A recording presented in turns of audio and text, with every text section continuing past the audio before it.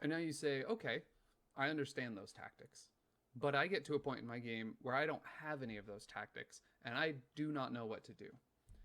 I hear this most commonly, I think, when people are trying to learn chess, and it's my biggest struggle as well. Getting to a point where there isn't an obvious tack or tactic to use. So we're going to talk about the positional side of chess. Now, we already talked about how a piece can be stronger based on where it's located. So you may not have a move that is an attack or that wins material, but you will likely have a move that improves your position, making it easier on your following moves to win material.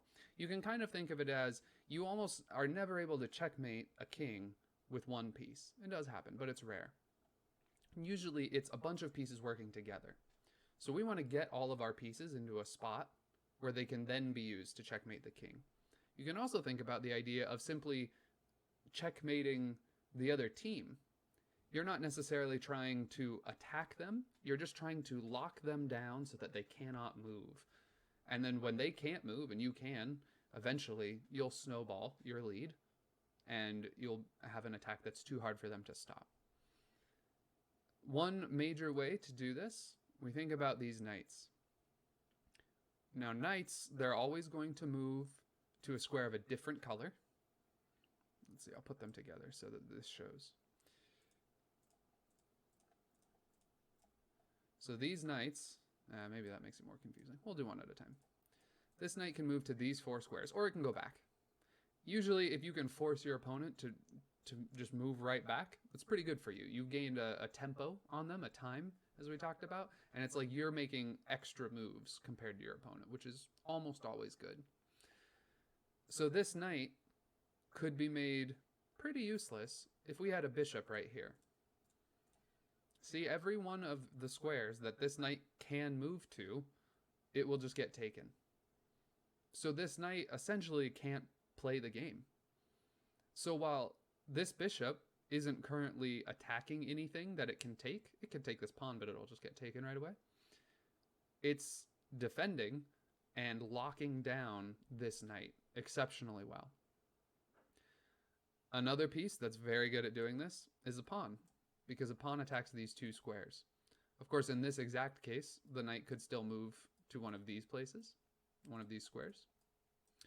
But it's very common that you'll be able to just make one little pawn move that defends the squares the knight would really like to go to. And there are some pretty common examples of this, and we'll look at a very famous example of an attack called the fried liver attack, and how this little pawn move can make your life a lot easier when you're being attacked with it. Another thing is every time you make a pawn move, pawns are the only piece that cannot move backwards. So you're automatically weakening the squares that it defends. And it's very important to learn and think about the concept of a square. It's easy to only look at the pawns and the pieces on the board and think that they are what matters. And they do. But you also want to think about a particular square. This pawn, my e-pawn, guarded these 2 squares. Now that it has moved forward, it will never guard them again. Currently, these squares are also being guarded by my g-pawn and my c-pawn. But say I was able, or at some point in the game, I pushed my g-pawn. Now this square will never be guarded by a pawn again. It's currently guarded by my knight and my queen, but no pawn will ever guard it. That means it's a fantastic square. Let's imagine it wasn't currently being attacked. It's a fantastic square for a knight to come and sit on, because it's extremely annoying.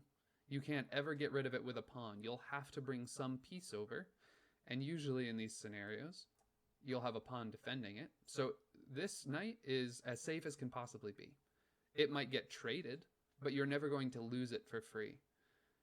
And the white player, in order to get rid of it, has to make a trade. They have to bring out a piece and get rid of it, and then they have an annoying pawn and an outpost that's hard to deal with. And a pawn this far is dangerous because it's very close to becoming a queen.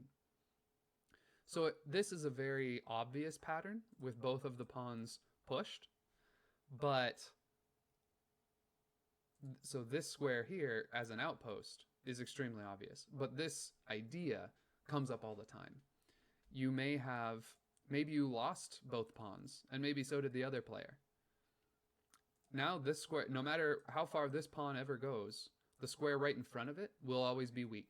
This pawn is called isolated. It doesn't have any helpers on either side, and that means that the square in front of it will always be weak. And any piece that goes there also stops this pawn. So it's a pretty safe piece.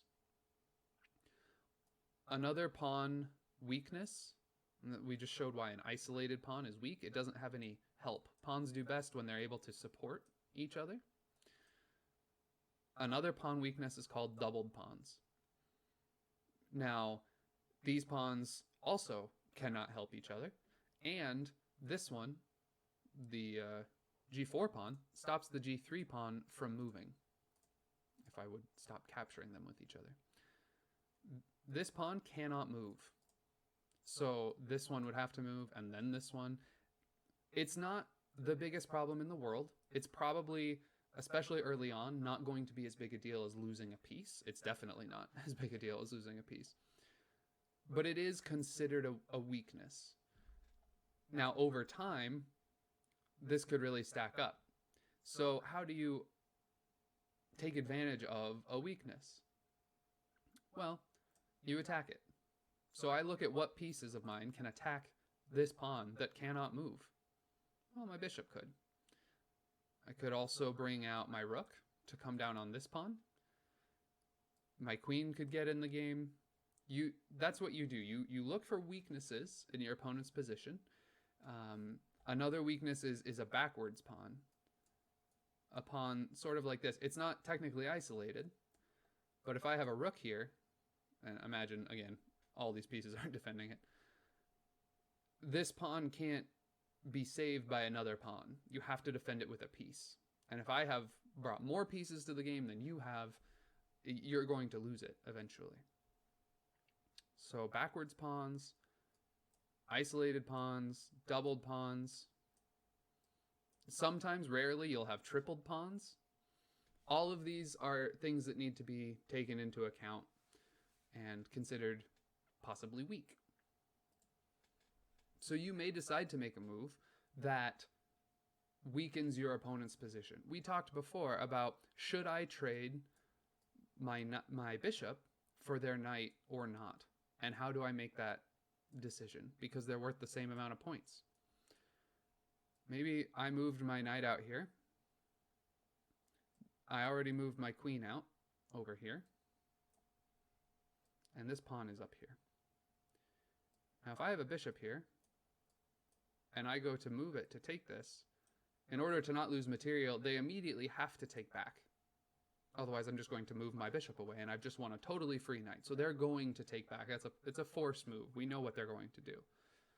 But now, this pawn is backward because it's behind this one, and there's no pawn on either side to defend it. And so is this one, and they're doubled. So immediately, you've traded equal for equal, but you've made a weakness, and now you can attempt to really bully them and bring all of your pieces in. Bullying is not approved in real life, but in the game of chess, go nuts. You also want to look at your moves, like we talked about before, pieces being weak. If they're boxed in and they can't move, we want to think, how can I improve this piece? This is a fairly extreme scenario, but this rook currently is not very good. It can only see a total of 3 squares, including the one it's on, and it's pretty boxed in. But rooks and bishops both enjoy long, open squares. So even this file here, the F file, is considered to be semi-open because you don't have a pawn on it. It's completely open if neither side has a pawn on it. It's semi-open if there's only one pawn on it. But either way, the rooks enjoy this nice long file. So, in our example before, Black got a weakness because they have these doubled backward pawns. But they also have an advantage because their rook now sits on this nice open file. The same can be considered with bishops.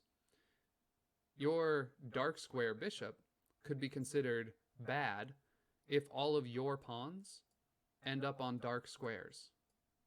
This makes it very hard for your bishop to move. But it has been said that bad bishops defend good pawns. So it doesn't mean that it's terrible or that you're losing automatically. It's just technically considered a weakness. One of my favorite strategies is if the other player has lost one of their bishops.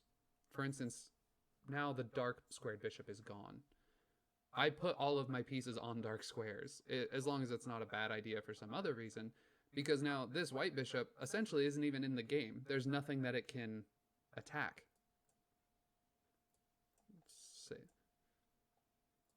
I could give, if he only had a bishop, I could give him 100 moves, and he'd never be able to take one of my pieces. He simply can't get there. So pieces are strong when they are not able to be kicked away by a pawn, because pawns have such a low value. You can often offer to trade them for more valuable pieces, and the other person won't take the trade. They'll just move out of the way. So if they can't get kicked away by a pawn like that, they're in a pretty good spot. If either their file is open or their diagonal is open, they can be considered very strong pieces. And if they're either in the center or close to the opponent's edge of the board, they can be considered very strong. Knights are strongest on the 6th rank, and they lose a little bit of their effectiveness on the 7th rank because you're getting closer to the edge and they just have fewer squares. But both the 5th and the 6th rank are very strong for your knights because they sit here and they cramp down on the opponent, and it makes it very hard for them to move. Conversely, often rooks and bishops can be strongest sitting from one edge of the board and looking all the way down to the other side. They might be close to the edge of the board, but they control a massive amount of territory. And often two knights or two bishops is better than a knight and a bishop. Because, for instance, the bishops now control both colors when they're both together. But if you only have one, you're stuck on one color. If you have two knights, maybe you keep the game very closed and you let them both play to their strengths. So for instance, in this example, these two bishops here are very, very strong, and they lock down this entire diagonal on both squares. So this would be considered a powerful piece. So if I had a knight sitting here on the corner of the board doing absolutely nothing, and this bishop is extremely strong, I would absolutely love to make that trade. So we want to look at the strength of each one of our pieces and how we can improve them by putting them in a good square or a good position as well.